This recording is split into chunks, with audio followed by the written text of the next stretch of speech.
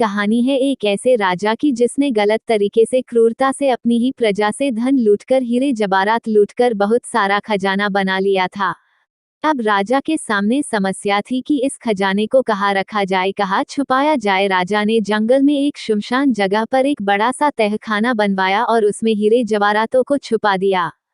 इस जगह का रास्ता सिर्फ दो ही लोग जानते थे, एक खुद राजा और दूसरा उसका बहुत ज्यादा भरोसेमंद मंत्री।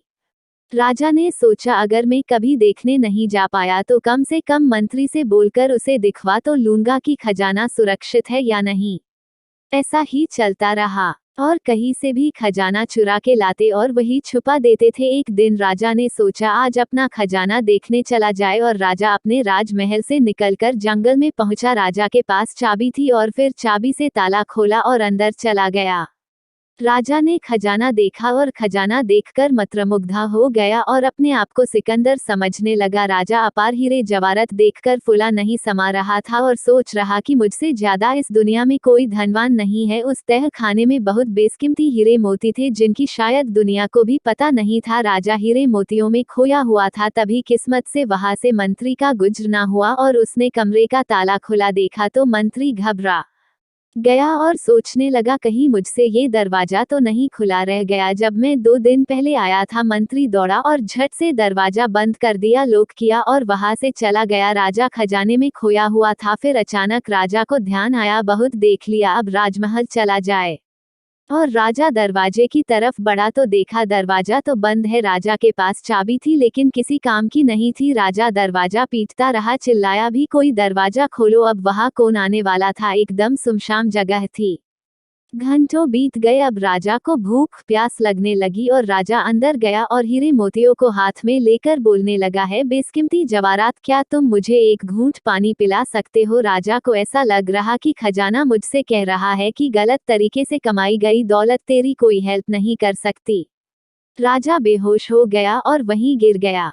जब होश आया तो कंडीशन बहुत खराब थी, ऐसा लग रहा था कि अब कुछ ही सांसें बची है। तभी राजा ने बक्से से हीरे निकाले और उन पर लेट गया और राजा दुनिया को एक मैसेज देना चाहता था। उसका मैसेज बहुत ही सिंपल था लेकिन लिखने के लिए वहां पेन नहीं थी। तब राजा ने एक हीरा उठाया और अपनी उंगली दौड़ ली, उसके खून निकलने लगा और उसने दीवार पर लिख दिया। उधर मंत्री और उसके सैनिक राजा को खोज रहे थे, काफी दिन हो गए, राजा का कोई पता नहीं चला। तो मंत्री के मन में ख्याल आया राजा तो मिल नहीं रहा, पता नहीं क्या हुआ, किसी ने राजा का शिकार कर लिया होगा। तरह तरह के ख्याल आ रहे थे। तभी मंत्री के मन में विचार आया, राजा तो अब नहीं आने वाला, खजाना जिसका रास्ता सिर्फ मुझे पता है, चलकर देखा जाए और अपने लिए कुछ लेकर चला जाए। राजा का कुछ पता नहीं है जिंदा है या मर गया। मंत्री गया, तहखाने का दरवाजा खोला, जिसकी चाबी उसके पास थी। मंत्री दरवाजा खोलकर अंदर गया तो सुन्न रह गया, देखा कि एक लाश पड़ी है और वो और कोई नहीं राजा है। मंत्री ने दीवार पर देखा, एक मैसेज लिखा हुआ था, ये दौलत जो मैंने कमाई, ये हीरे मोती भी अंत समय पर मुझे एक घूंट पानी भी न पिला सके।